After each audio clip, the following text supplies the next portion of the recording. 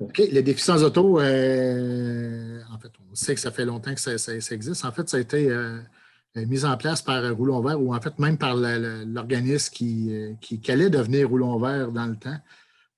Pour inciter, c'était une compétition entre les entreprises pour inciter les gens à essayer d'autres modes de transport. Ceci dit, avec le temps, ça a beaucoup évolué. On comprendra que cette année, c'est une édition spéciale parce qu'en 2020, on le sait tout, là, il y a la pandémie, ce qui fait que on a eu, en fait, on a dû modifier de plusieurs façons, en fait, le défi pour que ce soit représentatif. Les résultats régionaux, en fait, si on regarde, puis on compare quand même, moi, je m'attendais à ce qu'il y ait à peu près une organisation sur 4 qui participent par rapport à d'habitude. On en a une sur 2. C'est qu'on est quand même content. C'est qu'au niveau provincial, on passe d'autour de 180 à 90 organisations. C'est quand même 128 000, 129 000 personnes de touchées à grandeur du Québec. On est bien content de ça. Au niveau régional, ça a diminué en nombre d'organisations, mais en nombre de personnes touchées, on est à 50 C'est à peu près à 20 du nombre. Pendant une semaine, en fait, on a réussi quand même à sauver 10 tonnes de GES à grandeur du Québec. Ça veut quand même dire que si on le reproduisait chaque semaine, on sauverait quand même un bon 500 tonnes de GES, rien qu'en changeant nos modes de transport et en reproduisant en fait ce qu'on fait pendant la semaine du défi sans auto solo. C'est 21 342 km qui a été fait en transport durable. C'est pas rien, ça non plus. Ça veut dire que plutôt que de faire ça en automobile, ça a été fait soit à pied, en vélo, en rollerblade, en autobus ou whatever. Troisième position, le CJE de Trois-Rivières, MRC Deschenaux. Félicitations. C'est votre troisième victoire consécutive, en fait. Ah ben oui, on peut vous applaudir. C'est ça, c'est votre troisième victoire consécutive, là, si j'ai bien regardé mes données. Puis en 2017, je pense que vous étiez quand même finaliste. Là. Alors, vous êtes pas mal là, dans notre top des gagnants.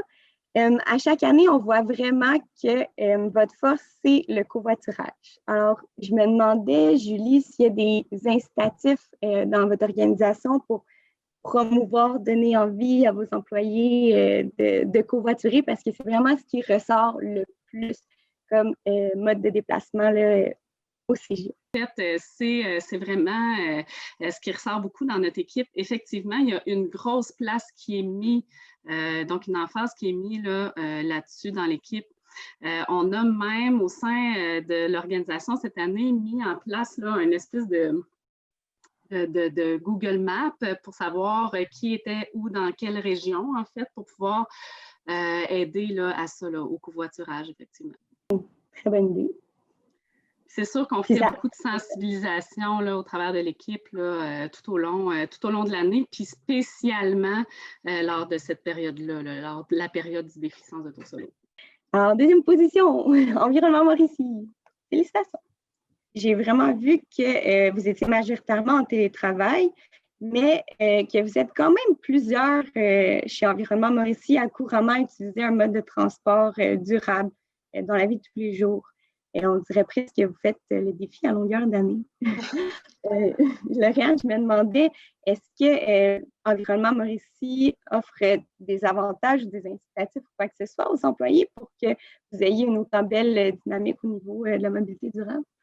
Bien, il y a une réduction du salaire si les gens viennent en Hummer, premièrement. Mais non, dans l'ensemble, je pense que c'est une pression par les pairs ou une pression, pas une pression, mais un désir de cohérence. Vu qu'on est Environnement Mauricie, on fait des projets en lien avec les changements climatiques, on fait de la sensibilisation sur la réduction des émissions de gaz à effet de serre. Donc, je pense que ça va de soi quand il y a une activité de sensibilisation, d'y participer pleinement.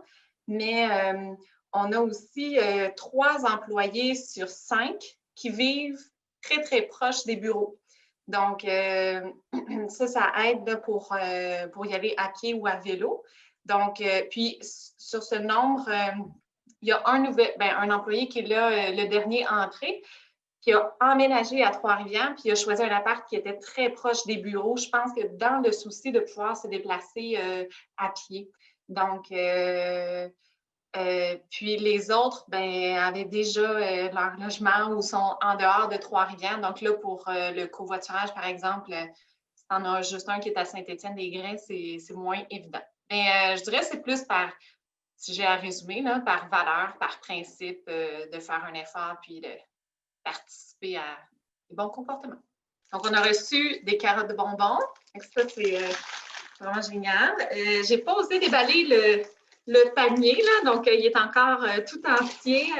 Ça ressemble quand même aux produits qui ont été mentionnés, mais on a de la vaisselle, des huiles à massage, livres de recettes, des épices, des matériaux pour cuisiner. Aussi plusieurs certificats cadeaux, donc pour aller à Borealis, CrossFit, le Quai des Brasseurs et une vingtaine de billets de transport pour la SPTR. Le premier gagnant, la SADC. En fait, là, vous, j'ai vu que vous aviez un taux de participation de 100%. Alors, tous vos employés, en fait, ont participé au défi. C'est vraiment c'est super rare là, qu'on ait un taux de participation de 100%. C'est quand même assez impressionnant. Et je voulais savoir, puis, c'est vraiment varié. C'est pas juste du télétravail. Il y en a qui ont fait du vélo. Il y en a qui ont covoituré et tout. Fait que je voulais savoir, ça a été quoi votre truc pour autant motiver vos employés à participer au défi? Juste pour vous dire, nous, c'est notre première participation. Puis c'est vraiment Marie-Christine qui est notre chef d'orchestre de tout ça. C'est elle qui est arrivée avec l'idée qu'on pourrait le faire. Puis je veux juste vous dire, nous, on est sur la Rive-Sud, mais on est majoritairement rural. En campagne, on se déplace avec nos autos. Puis souvent, je voyais les initiatives dans les années passées, puis je me disais, ah, c'est pas à notre portée, ça.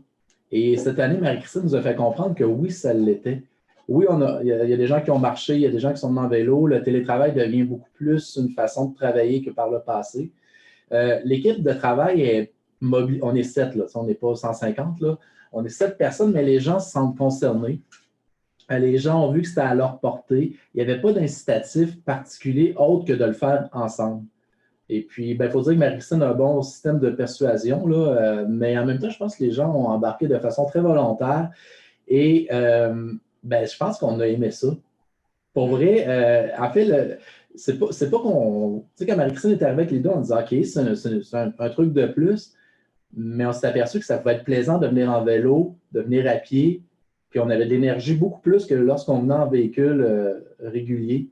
Non, puis tu sais, je veux quand même remercier Steve qui a vraiment embarqué tout de suite dans l'aventure. C'est sûr, j'ai dit au début qu'on allait gagner du gin assurément, parce que moi, j'embarquais pas pour perdre, là, fait que ça marchait bien vite. Mais non, c'est vrai que ça a fait du bien à toute l'équipe. Ça a créé, tu sais, c'est un défi sympathique qui a créé un sentiment peut-être d'appartenance aussi dans l'équipe. Puis on en a beaucoup parlé toute la semaine, même si on n'était pas tout le monde ensemble, là. C'était la pandémie, mais on se mettait au défi, puis c'est vrai que tout le monde a dit à quel point que ça faisait du bien, puis c'était comme une semaine saine.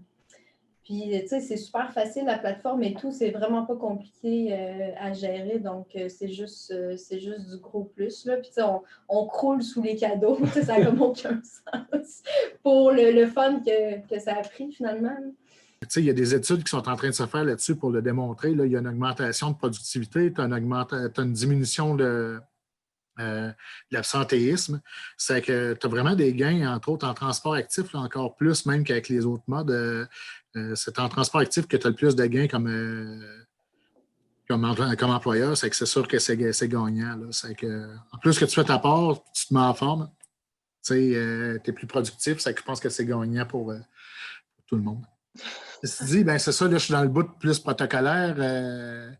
Où il faut que je remercie nos commanditaires. On en a eu beaucoup, je ne les nommerai pas nécessairement toutes, là, mais vous les avez pas mal toutes nommées. Morgane, Café Morgane, Culture Shawinigan. On en a en fait sur la Rive-Sud aussi, au Quai des Brasseurs, Distillerie du Quai, Culture Trois-Rivières, La Ferté qui nous a offert le vélo d'ailleurs, qui est présentement à la SADC.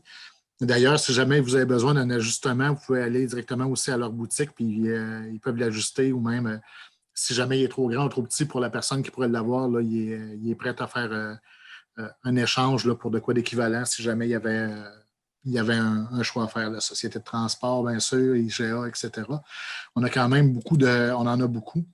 Au niveau provincial, il y a Cyclochrome aussi qui a offert des prix à tous les centres de gestion de déplacement. On se rappelle que le défi est vraiment provincial, c'est que c'était partout au Québec en même temps.